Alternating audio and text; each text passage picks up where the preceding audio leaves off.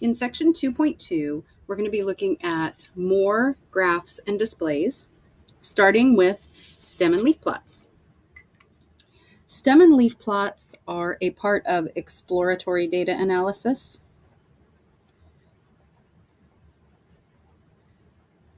And they are going to use quantitative data. So we cannot make a stem and leaf plot out of qualitative data. It must be quantitative, numerical in nature. The purpose of a stem and leaf plot is to show distribution. In other words, how the numbers are, when you look at them all together, how they're spread out, if there's any clusters or patterns to be seen. So you can determine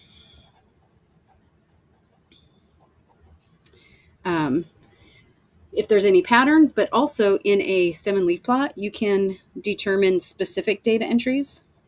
All of the data will still be maintained. It's just going to be organized in a different manner. And you can also identify any unusual data entries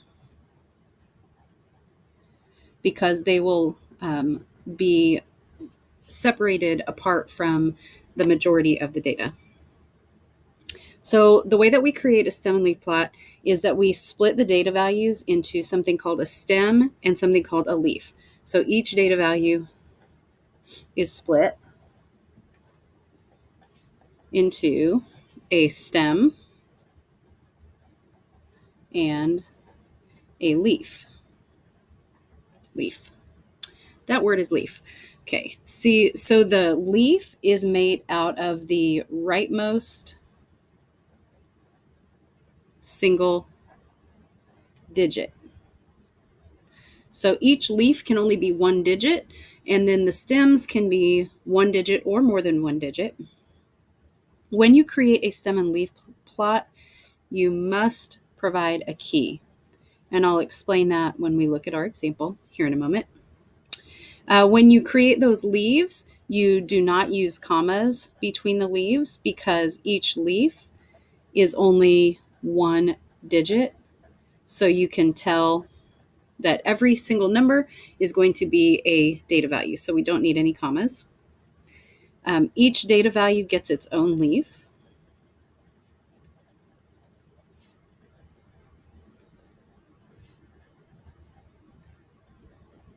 And what we're going to do is put the leaves in order, increasing. So from smallest to largest, with the smallest value closest to the stem. Okay, so here's going to be an example. You should have a page of examples somewhere that you can cut out. And I will be taping that in to my notes here.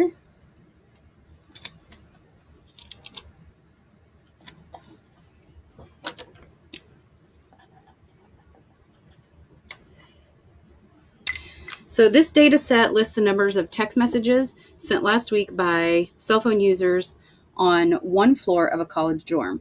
We're going to display this data in a stem and leaf plot, and then we'll kind of look for any patterns. So we're going to title our stem and leaf plot, Text Messages Sent Last Week. And we're going to create a line to separate our stem from our leaves. So the stem is going to go on the left of the line, and then the leaves will go on the right of the line. And I'm going to talk to you about how to figure out what your stems are. So when we look at our data, we want to look at what is our lowest value and what is our highest value.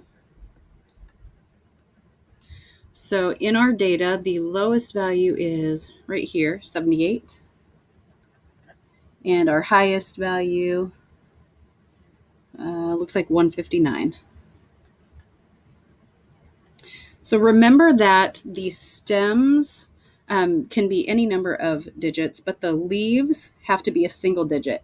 So the 8 and the 9 will be leaves, which means that the stems will be 7 and 15. So for our stems, they're going to be the numbers 7 through 15 so that we cover all of our data.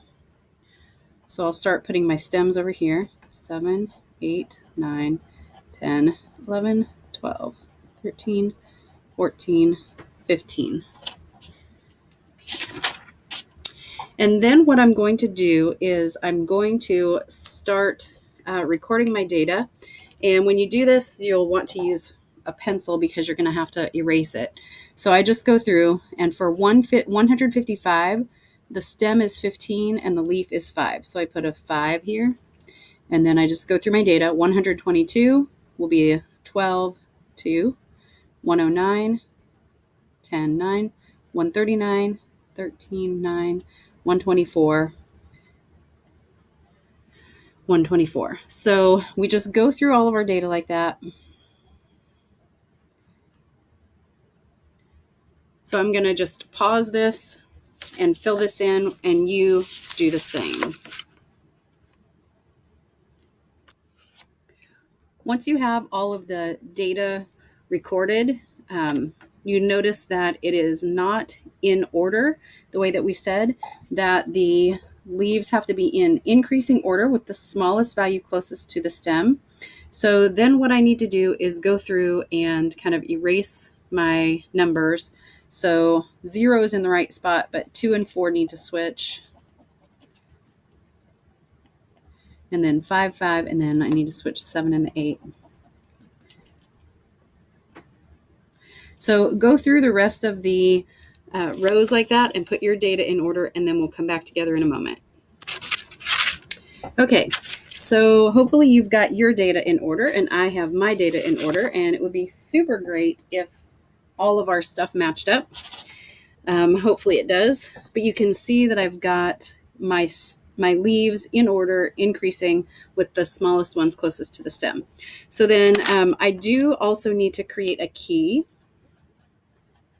So for the key, what we're going to do is we're going to draw a stem, and then the bar, and then that leaf there, so that you can see that I have 15 and then the bar 5.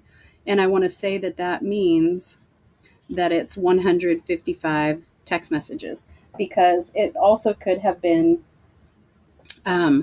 like 1.55 or 15.5 or 0.155. So we need to let people know what that means.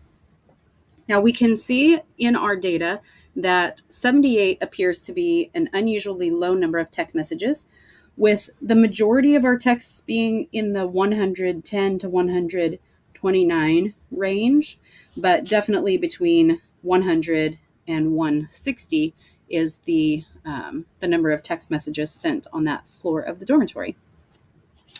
Now there is also something called a double stem and leaf plot. And what we would use that sort of thing for is if I had like 2 floors of the dormitory, and so I could use the same stems that I had used originally, but then I put a bar on each side. And so maybe my one had, I still have the ones that I have here, but then my other floor of the dormitory had other data, and it would go on the left side of the stems, still with the smallest leaf closest to the stem,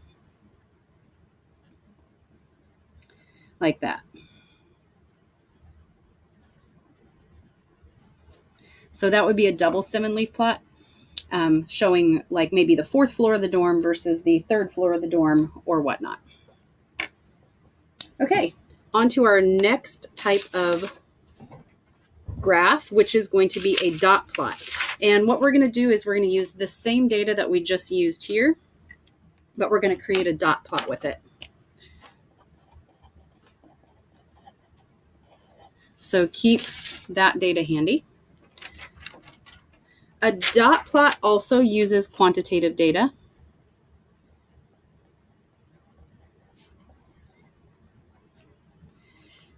In a dot plot, each data entry is plotted as a point above a horizontal axis.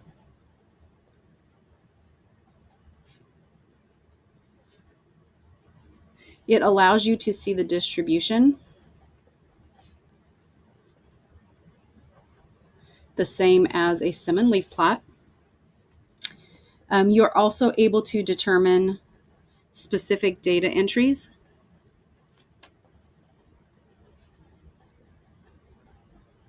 and identify unusual entries.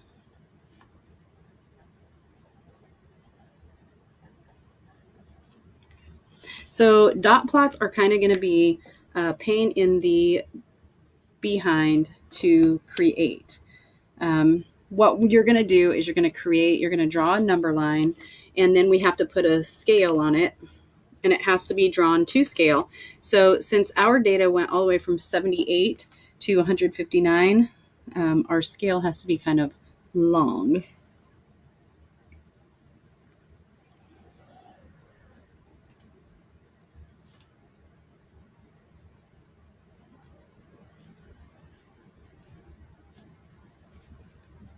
And we'll do the best we can to make it all fit on here and be readable. Hopefully this will work out for us.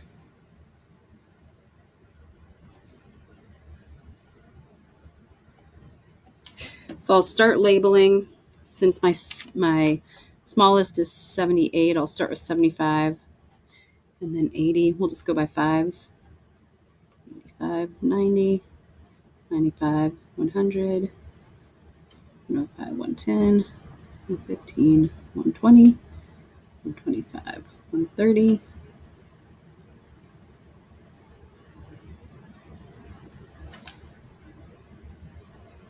Oh yeah, I had plenty of room. I could have made my tick marks way further apart. Oh well, live and learn. So then what we're going to do is we're going to start putting dots for each data value. And the easiest way to do it is by using the stem and leaf plot that we already have, because the data is already put in order, so it makes it faster. But you can also do this from the original data. You're just going to go from each data value. So we had one at 78, and I'm going to put a dot above where 78 would be. And then my next one was 105, so I put a dot above 105. And then I had 108, and I had 3 109s. So I go dot, dot, dot for 109. And then my next one was 112, and there were 3 of those. And then 113, there was 1. 114, there was 1. 116, there was 1. 117, there was 1. 118, there were 3. 119, there were 3. And we go on from there. So I will pause and create my dot plot. You pause the video, create your dot plot, and then we'll check. Okay, as you can see, I made a mistake. I'm sure that's not surprising to you, but here's my dot plot. I can kind of see where there's patterns, like there's more 126s than there was anything else. And there was a big gap between this data and the cluster of data. Then there's another little gap here. It's kind of interesting to see the distribution when you have it all lined out on a dot plot like that. It's just a different view of what you, of how you can interpret the distribution of data. All right, our next type of graph is going to be a pie chart. And I'm actually going to start a new page for this because I know it's going to take up quite a bit of space.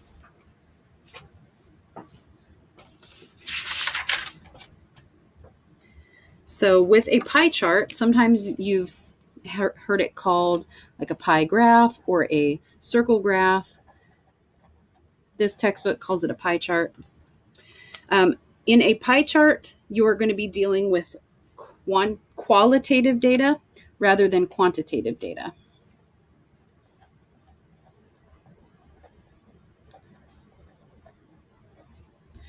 So what we're going to do is we're going to create ourselves a table to figure out how to make the chart, and then we'll go ahead and create the chart. So I'm just going to kind of write the directions, and then I'll write how to do the chart down here, and then we'll use our an example to create the chart and make a pie graph. So when you go to draw it, you're going to want to start by drawing a circle, and you just randomly choose a place to make a radius. And then you're going to need to use a protractor. Tractor. Can't spell it, but I know what it is. It's one of these things. Use a protractor to draw the degrees for each section or category. And then you're going to need to label each of the sections. We call those sectors of the circle. So label each sector with 2 items. One is the category, and the other is the percent. So here's how our table is going to get created. We're going to start our table with the category. And then in the next column is going to be frequency, F. And then in the next column, we'll take the, this is going to be relative frequency. Relative frequency. We've seen that guy before. Relative frequency is F divided by N. So the frequency divided by the sample size. And then that is going to give us a percent. So we're going to take F divided by N, and then you'll want to move your, you don't want to move your decimal place until you go to label it. But we're going to go to 3 decimal places when we figure relative frequency. And then we're going to have the angle, which will be in degrees. And the way that we will figure that is to take the number that we got here, the F divided by N number that we got, and then we're going to multiply it by 360. And then you're going to round to the nearest whole degree. Okay, so on our example, it's titled Constructing a Pie Chart. Constructing a pie chart. It's this guy right here. And it's about the types of degrees that were conferred in 2011 in thousands. So we're going to do a couple of things. We're going to make ourselves this chart, and then we're going to make a circle graph. Yikes. This is the smallest circle I have available to me right at this point. Let me go grab a smaller circle. Okay, I found something to trace and make myself a circle. If you have a compass, that's probably the best way to go. So I'm just going to put this example down a little bit so that I can make my table right under my instructions up there.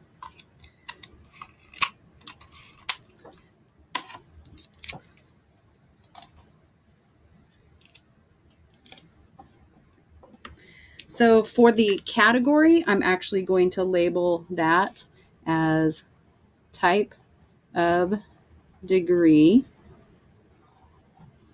So I have associates,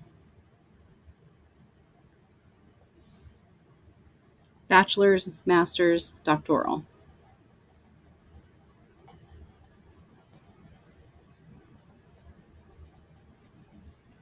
And then we're going to have a column for frequency, F, and that's 942, 1716, 731, and 164. And then remember to figure out our sample size. We add up this column. So we'd add up all of these numbers, that comes out to be 3,553.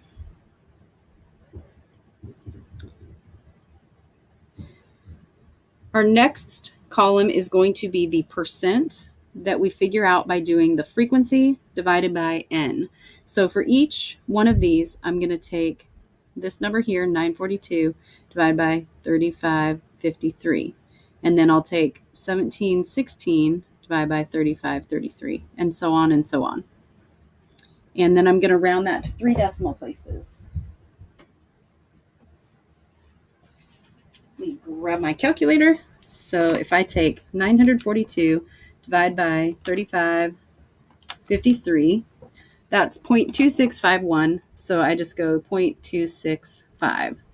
And then 1716 is 0.483.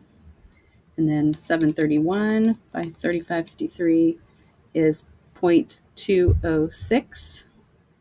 And then 164 is 0.046.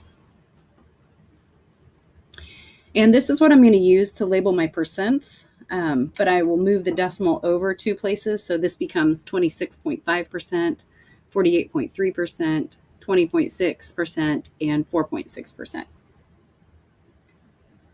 Then my last column is going to be the degrees for my angle. And I'm going to take the 0.265 times 360. And then I'm going to round that to the nearest whole degree, because I can't really draw like a half degree on my protractor. So it's just common practice to multiply and then round to the nearest whole. So this will be 95 degrees, and then 0.483 times 360 will be 174 degrees, 0.206, 74 degrees, and then 0.046, it will be 17 degrees. Now, hopefully, when we add all those up, 95, 174, 74, and 17, that hopefully equals 360. If it's not quite 360, then that'll be due to rounding. But it's always good to check and make sure you're at least close to the 360. So when I go to draw my circle graph, I started with a circle, and I'm just going to randomly label one radius. So I go from the center to the edge, and it doesn't really matter where you start it from. You just randomly choose a radius to draw from the center to the edge of your circle, and that will just be your starting point. Hopefully that's the actual center. We'll just kind of make it big like that. And then we are going to start with one of our categories. Like, say we start with associates degrees, because that's the first one, and we're going to measure 95 degrees. So we want to set our protractor, this center hole here on the center of the circle, and see this line goes along the radius. So we set it like that. And we are going to go from 0 degrees, which is right here. Here's 0. And we're going to go 10, 20, 30, 40, 50, 60, 70, 80, 90, and then over to 95 here. Put a little dot there. And then we're going to connect from the center to that little dot we made, but we're only going to go to the edge of the circle. So right here, we'll draw that 95 degree angle. And we're going to label this sector with the category, which was associates degree. And then with the percent, which was 26.5%. And then we will start again, but now we use this as our starting point. So I line that up on the center, and I'm going to line this up. Now I have this extra handy dot up here that I can line the edge up again. So everything is all lined up, and then I'm going to measure 174 degrees. So I've got to go all the way around. Here's 0 again. 10, 20, 30, 40, 50, 60, 70, 80, 90, 110, 120, 130, 140, 150, 160, 170, and then around to 174. Put a dot and then connect it.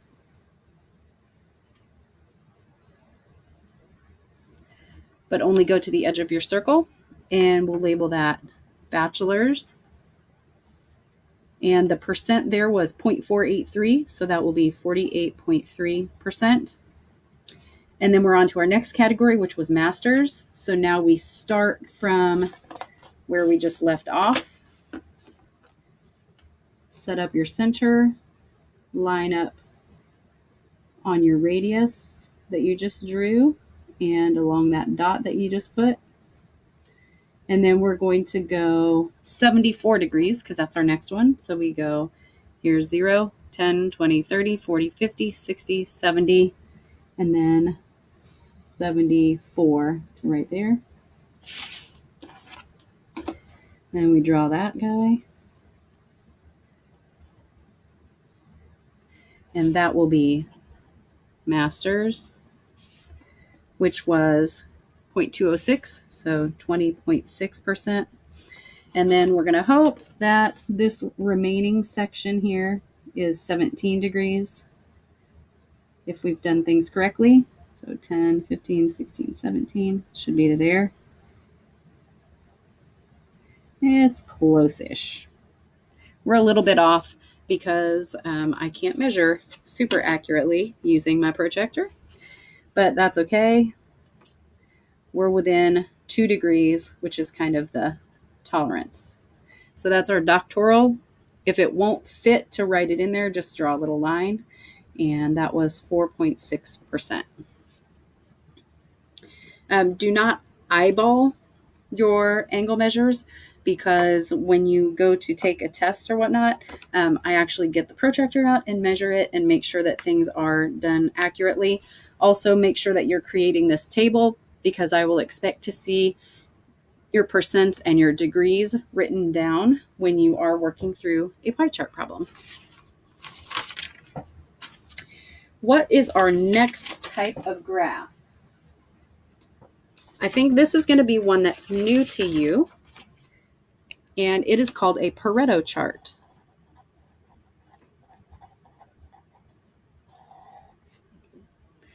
Pareto charts are used with qualitative data, like pie charts are. And they're just basically fancy vertical bar graphs. So the thing about a vertical bar graph, a couple of things to note is that the bars need to be the same width. So when you're drawing those, attempt to be consistent with that. The bars should not be touching, although I definitely have seen Pareto charts drawn where the bars are touching. What makes a Pareto chart unique is that the data is not listed in like alphabetical order or the order that it's given in the chart necessarily. The data is arranged in order from highest to lowest. So the very first bar will be the tallest bar, and the very last bar will be the shortest bar.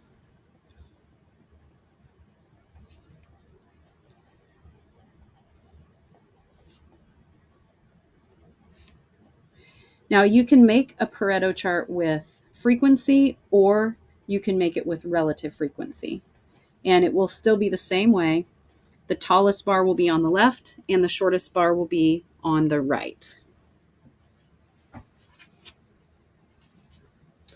You can use Pareto charts then to look for patterns in data. It makes it really obvious what the highest value is and what the lowest value is, and how those decrease over the different categories. So we're going to look at causes of inventory shrinkage. So constructing a Pareto chart. In recent years, the retail industry lost $34.5 billion in inventory shrinkage, which is the loss of inventory through breakage, pilferage, shoplifting, and so on. The main causes are administrative error, which is $4.2 billion, employee theft, $15.1 billion, shoplifting, $12.3 billion, unknown, $1.1 billion, vendor fraud, $1.7 billion. And we're going to use a Pareto chart to organize the data so that retailers can figure out what area they need to pay the most attention to as they're kind of attacking shrinkage. So we will make our bar chart here, realizing that our highest value is 15.1.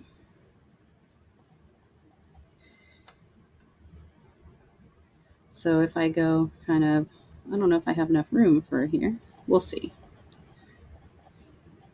I think I can make it 8, 7, 6, 5, 4, 2, 1. Oh yeah, perfect.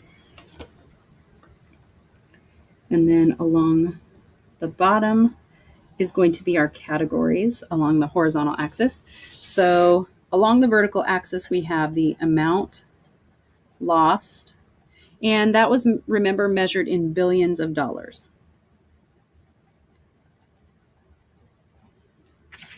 And then along the bottom was the cause. So we could title this inventory shrinkage. We always want to give our charts a title. I don't always remember to do that, but we should. So how many different categories did we have? Administrative error. So we have 1, 2, 3, 4, 5.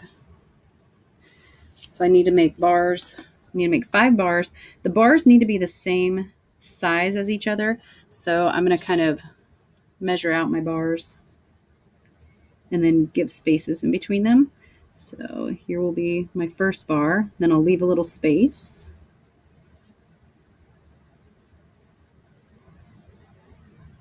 And then here will be my second bar. And then leave a little space. Third bar. Fourth bar. Fifth bar. So my very highest category was employee theft. And that was 15.1 billion. So employee theft is going to go from the horizontal bar up to $15.1 billion. That's a lot.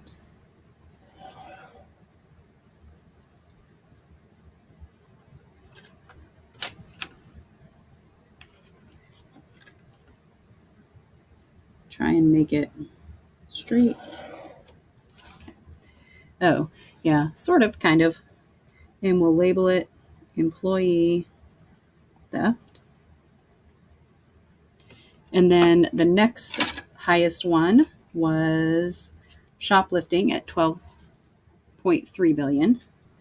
So we leave a space in between and we make shoplifting go up to 12.1. Excuse me, 12.3.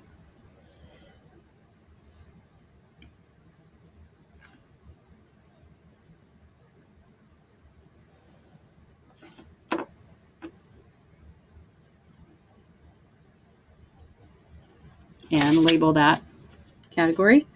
And then our next one down was administrative error at 4.2. So there's quite a jump there.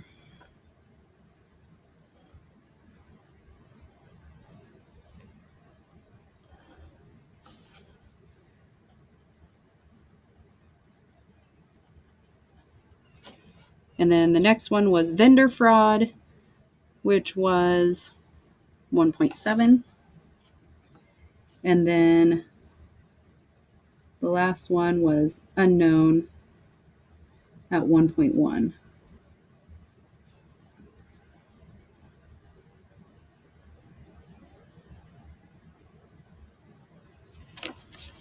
So the Pareto chart is just a fancy bar graph that goes in order from highest to lowest so that you can easily see patterns, that they should obviously start by working on employee theft and then move to shoplifting.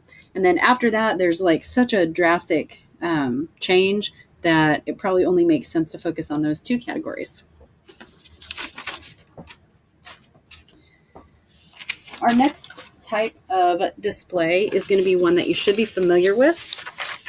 It is a scatter plot.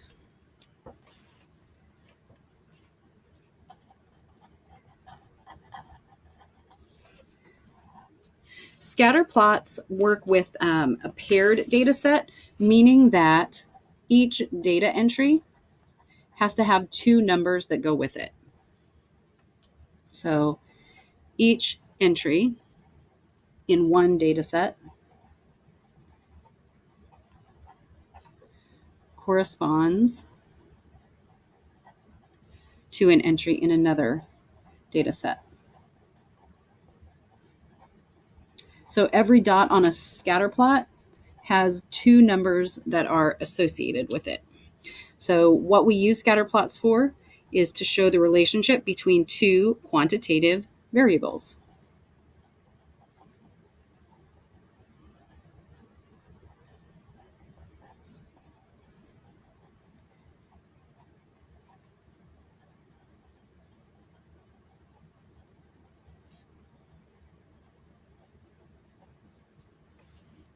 So we have, instead of us drawing a scatter plot, I provided you a scatter plot that we can just look at and kind of draw some conclusions about or interpret. So we'll look at this example, interpreting a scatter plot. In general, I won't often ask you to create a scatter plot by hand. They're kind of time consuming, and we can use our graphing calculators to create them. Now, as we get towards the end of the course, we will be figuring out making scatter plots and then calculating by hand the regression equation lines. But for now, we're just going to look at this picture here. A British statistician, Ronald Fisher, introduced a famous data set called Fisher's iris dataset. That's this. The dataset describes various physical characteristics, such as petal length and petal width in millimeters, for 3 species of iris. In the scatter plot shown, the petal lengths from the first dataset and the petal widths from the second dataset. As the petal lengths increases, what tends to happen to the petal width? So this is showing 3 different varieties or species of iris. What we can see is that we have like a cluster of data down here and then a big cluster of data up here. Probably what's going on is that the irises are different sizes. So up here we have a larger type of iris, and down here we have a smaller type of iris. So these smaller irises have shorter petal lengths and narrower petal widths than the larger irises. So we can see that pattern happening. And what's going on this axis over here is that petal length is increasing. So these petals are 10 millimeters, 20 millimeters, 50 millimeters, 70 millimeters. And then each of the data points is going to represent 2 kind of things. So like, let's just look at this one right here because it's kind of isolated. So this flower right here, we have 2 pieces of information about it. The petals are, so this flower has petals that are about 50 millimeters long. And if we follow across here, 10 millimeters wide. So we can look at that information from every single dot on here has 2 measurements, the length and width of the petals. So what tends to happen to the petal width as petal length increases? Well, what we see is a general trend in this direction. So as my petal length increases, what generally tends to happen is that the petal width also increases. We will eventually be calling this a positive correlation or a positive relationship. So talking about these clusters, I'm just going to say the 2 clusters of data.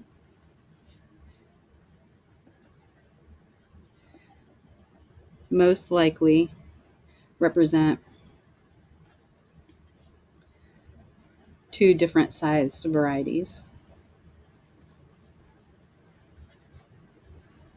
of irises. Well, species of irises. Where's your scatter plot?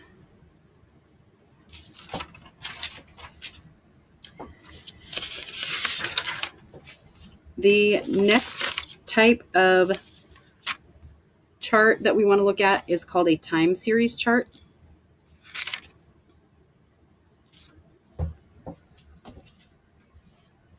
Now, you can have a time series chart and you can have a double time series chart. A double time series chart, you just put two of the same, two different series of data on the same axes.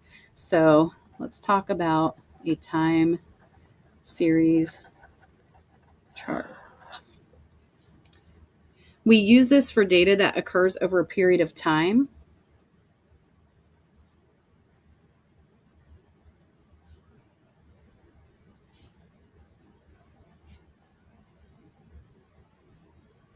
You can use it to compare two data sets that occur over the same period of time.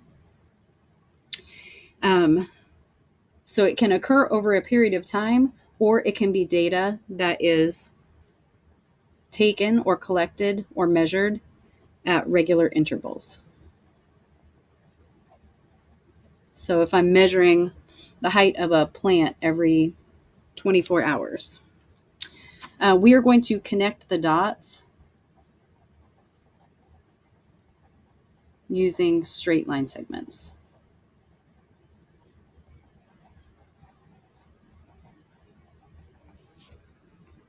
So here we have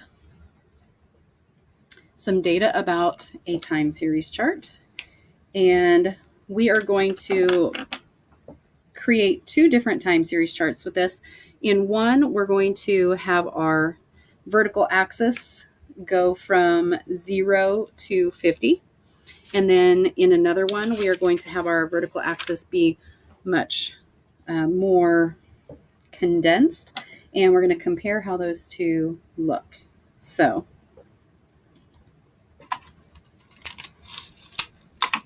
we'll get this taped in here and we'll go.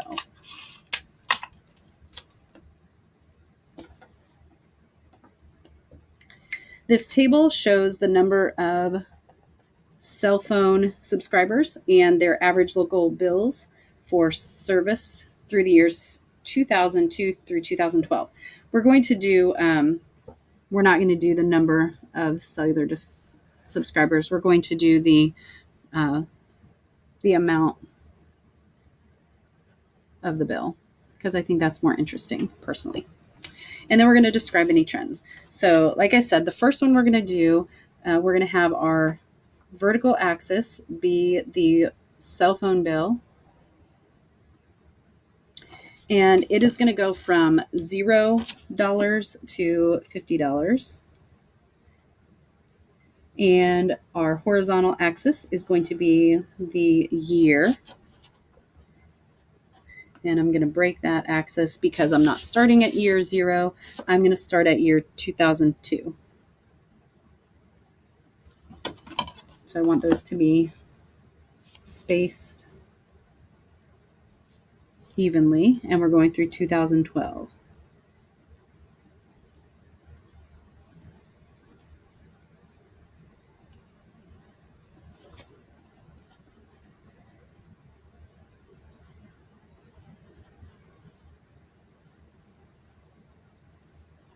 Okay, I definitely could have spaced that out more, but I didn't. So hopefully yours turns out better than mine. And so our bills are going to go from 0, and I'm going to go 10, 20, 30, 40, 50, so that I have each of these is spaced by $5. Okay. Okay. So in 2002, the average bill was $47.42. So I'm going to go up to $47, where I think $47.42 would be, and I put a dot. And then $49.46 was for 2003. And then 49.49 for 2004, slightly higher. 49.52, slightly higher than that. You can see what's happening is that I'm not going to get very much variation in between what I've got going on here when I make my scale go from 0 and up. So what am I on? 2009 here, 49.57, 2010, 47.47, slightly lower, 47.23, slightly lower, 47.16, slightly lower. And we're going to connect these with straight line segments.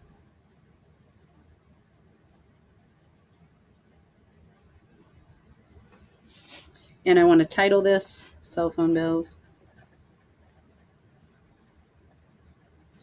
And over here, amount of bill in dollars. So it's average cell phone bills.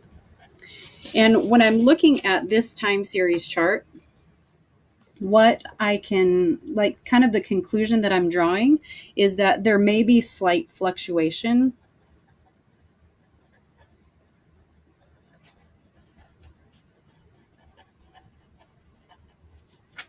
But the average bill is pretty steady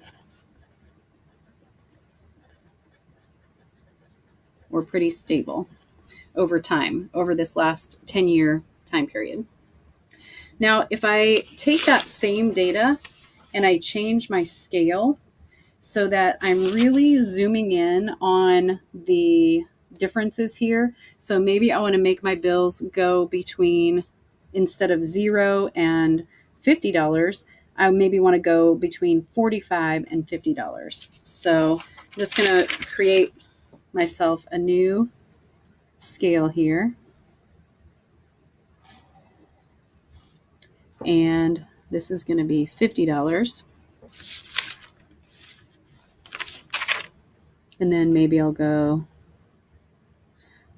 49, 48, 47. And then I'm going to show a break here. And I'll try and keep that same scale that I used, even though it was crappy for my years.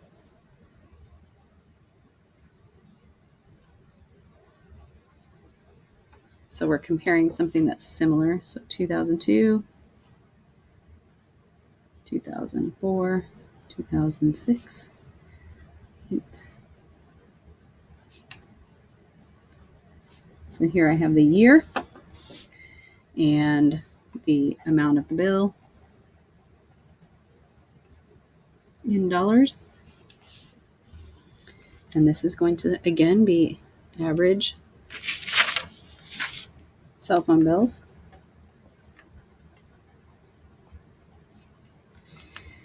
And I'm using that same data. So for 2002, it was 47.42. So here's 47.50. So 47.42. And then 49.46. And then 49.49. 49.52.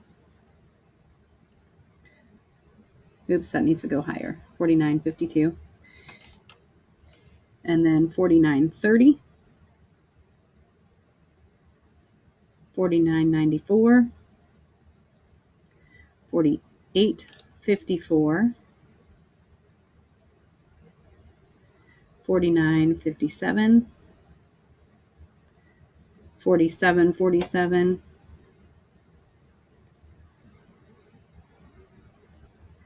And 47.23. I kind of got off track with my years. You'll do better than I am doing. And then 47.16. Now when I connect these with straight line segments,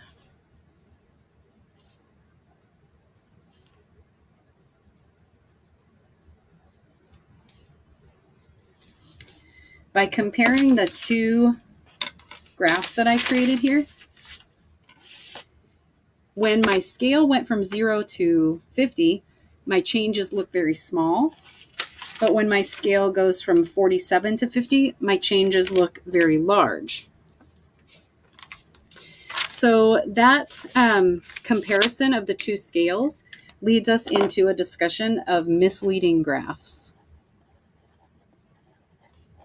One of the ways that graphs can be misleading is when you use a broken y-axis.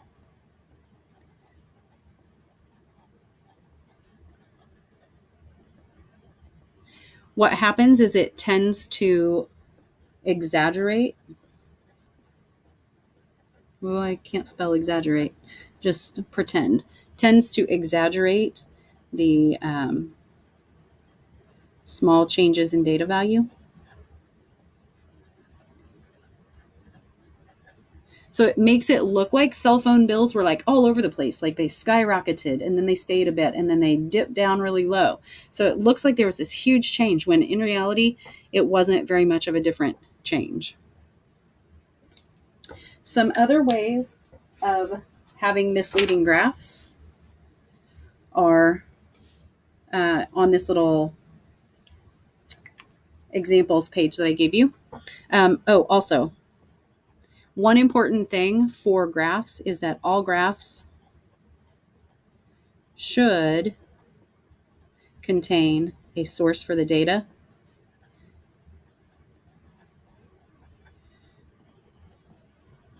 and have axes labeled with units and categories. I guess I should say and or because sometimes there's not units if it's qualitative data. So, misleading graphs. A misleading graph is a statistical graph that's not drawn appropriately. So we're going to talk about all four of these graphs and what makes them misleading. In this one here, we see that we have a broken vertical axis, which we just talked about with the cell phone example. So that's what this guy is doing. Here, we have another broken vertical axis, although this time they didn't show us that it was broken. They just went ahead and started at 56. So really, there's only a difference between these two bars of like 60 to 70, rather than looking like this one is twice as tall as that one. Same thing here. Then we have these that are what we call a two-dimensional graph or a three-dimensional graph, depending. Like this one is two-dimensional, this one is three-dimensional. So what's going on here is that what we should be paying attention to is the difference in height. So between like 1490 and 1510 perhaps is the only difference. But they made this one look so much wider that you're interpreting it as being a huge difference between the two values. Same thing here. When you use a three-dimensional graph, it looks like this 38% wedge is a lot larger than this 38% wedge because that it's drawn in 3 dimensions. So you want to be careful when you're looking at graphs that you pay attention not only to the visualization that you're seeing, but also to the numerical values that are labeled on the scale. Now, when you create graphs, in order to be ethical, you're going to want to avoid using a misleading graph, but it sure does, sway the uneducated consumer to look at a graph like this and think that's like twice as big, when in reality it's only a tiny bit bigger. Same here. So as a consumer of information, please pay attention to the details. And when you're making graphs, make ethical choices.